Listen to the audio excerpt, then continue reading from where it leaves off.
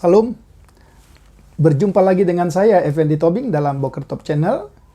Hari ini kita akan kembali menikmati sate enak saat teduh sejenak episode yang ke-60. Terima kasih untuk semua sahabat saudara yang sudah menikmati tayangan-tayangan video saya. Semoga itu bisa menjadi berkat. Sebagaimana yang saya janjikan pada episode sebelumnya, maka kita masih akan melihat satu topik dari Mazmur 23. Kalau episode sebelumnya kita membaca ayat yang pertama sampai dengan ayat yang keempat, maka kali ini kita akan melihat dari bagian selanjutnya, itulah ayat yang kelima sampai dengan ayat yang keenam. Mazmur 23 ayat yang kelima sampai dengan keenam. Engkau menyediakan hidangan bagiku di hadapan lawanku. Engkau mengurapi kepalaku dengan minyak, pialaku penuh melimpah.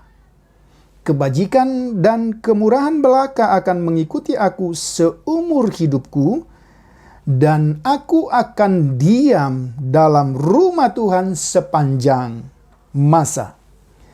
Saudara, di dalam firman Tuhan ini, selain ada kiasan atau perbandingan, sebagaimana saya jelaskan dalam episode sebelumnya, tentang gembala yang baik, maka pemikiran atau ide yang kedua di dalam Mazmur 23 ialah tentang tuan rumah yang baik. Jadi tema kita ialah tuan rumah yang baik.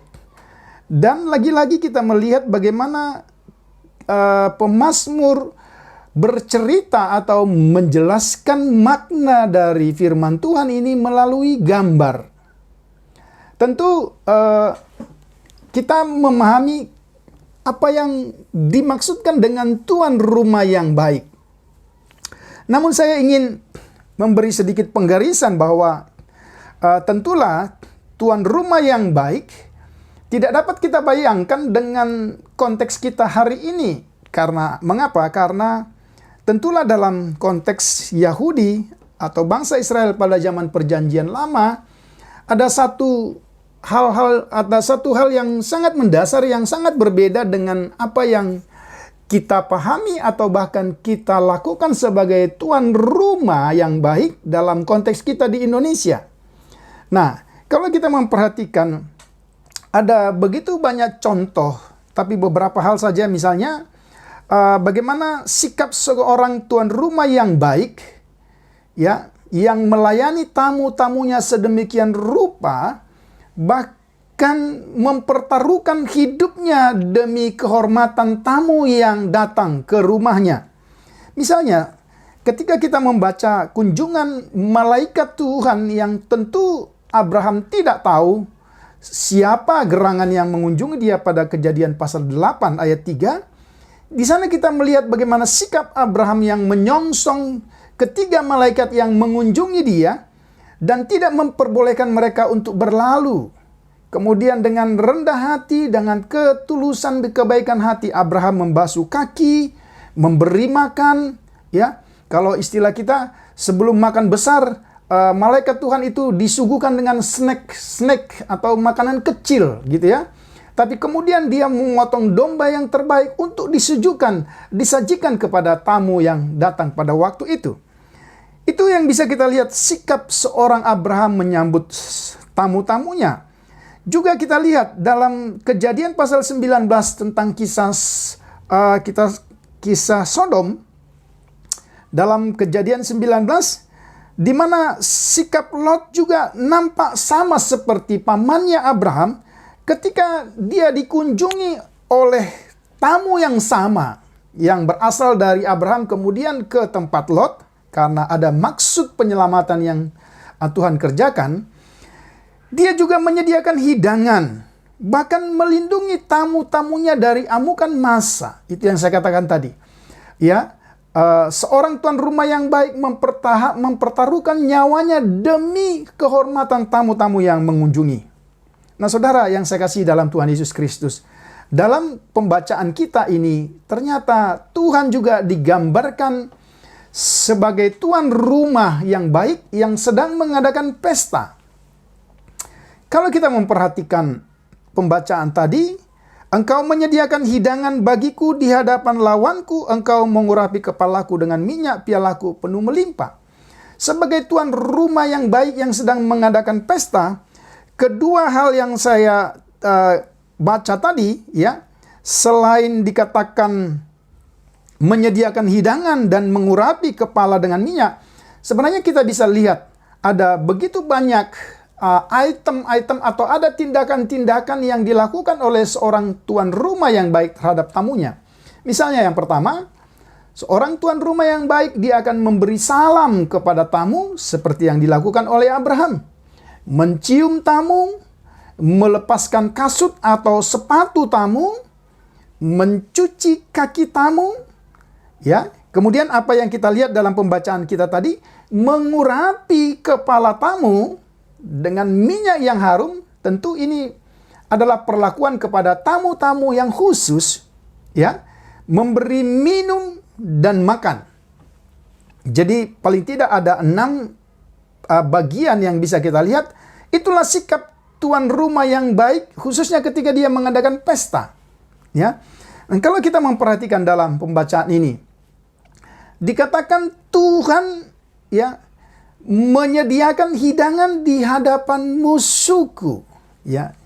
Jadi kalau kita membayangkan ada begitu banyak orang undangan yang datang, apakah itu lawan, apa itu kawan, tetapi kita lihat sikap yang ditunjukkan oleh tuan rumah yang baik ini justru menyediakan hidangan di hadapan lawan-lawan pemazmur. Tentu apa yang ditulis oleh Daud dalam pembacaan ini juga adalah lahir dari pengalaman. Kita tahu ada begitu banyak kisah dalam hidup Daud di mana Daud mendapat penghormatan dari Tuhan justru di hadapan lawan-lawannya. Ya, misalnya puji-pujian yang dikemukakan oleh bangsa Israel ketika dia mengalahkan Goliat, raksasa Filistin itu. Ya, puji-pujian yang dikemukakan oleh bangsa Israel melebihi puji-pujian kepada Saul yang pada waktu itu masih menjadi raja. Ya, kalau dikatakan Saul bisa mengalahkan musuh beribu-ribu, maka Daud mengalahkan musuh berlaksa-laksa. Dan ada kehormatan yang diperbuat oleh Tuhan justru di hadapan lawan-lawan Daud. Perasa ini tentu menjelaskan satu konteks yang khusus, di mana pemazmur mendapat penghargaan sebagai tamu kehormatan yang memperoleh penghargaan dari tuan rumah. Mengapa saya katakan? Karena seperti saya katakan tadi, tidak semua orang yang mendapat pengurapan, itu hanya tamu khusus. Jadi, saudara bayangkan, kita ini tamu kehormatannya Tuhan. Kita diperlakukan seperti seorang tamu yang betul-betul mendapat tempat yang terbaik dalam perjamuan yang Tuhan atau Tuhan kita lakukan. Ya, ini yang bisa kita lihat yang pertama. Ya, jadi Tuhan justru memberkati orang-orang yang dikasihinya di tengah-tengah kesukaran. Tuhan tidak membiarkan orang-orang percaya mendapat malu di hadapan musuh-musuhnya. Itu bisa kita lihat dalam Kisah Para Rasul 24 ayat yang ke-5 misalnya. Ya, Tuhan mengurapi kepala dengan minyak. Ya, artinya pemazmur ditempatkan sebagai tamu yang diurapi, tamu kehormatan, tamu yang dikasihi, ya. Orang yang mengasihi Tuhan memperoleh perlakuan khusus dan kehormatan dari Tuhan sendiri. Jadi kalau kita memperhatikan bagian firman Tuhan ini sungguh luar biasa.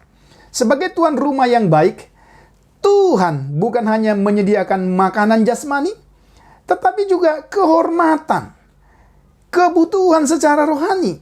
Dikatakan kebajikan dan kemurahan akan mengikuti aku seumur hidupku. Jadi kebajikan dan kemurahan Tuhan yang memperlakukan kita sebagai tamu kehormatan akan mengikuti kita selama kita di bumi ini. Ini bicara bukan hanya pemeliharaan Tuhan sebagaimana kita bahas pada episode sebelumnya, ya. Bukan hanya pemeliharaan Tuhan secara jasmani tetapi juga secara rohani.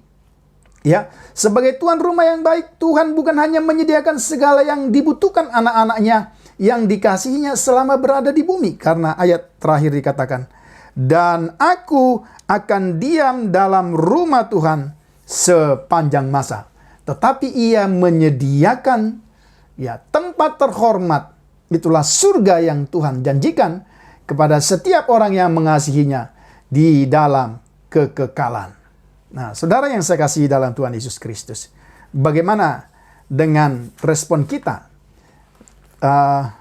Jelas sekali bagian firman Tuhan ini menggambarkan kepada kita sebagai tuan rumah yang baik. Tuhan telah menyediakan yang terbaik dalam hidup kita.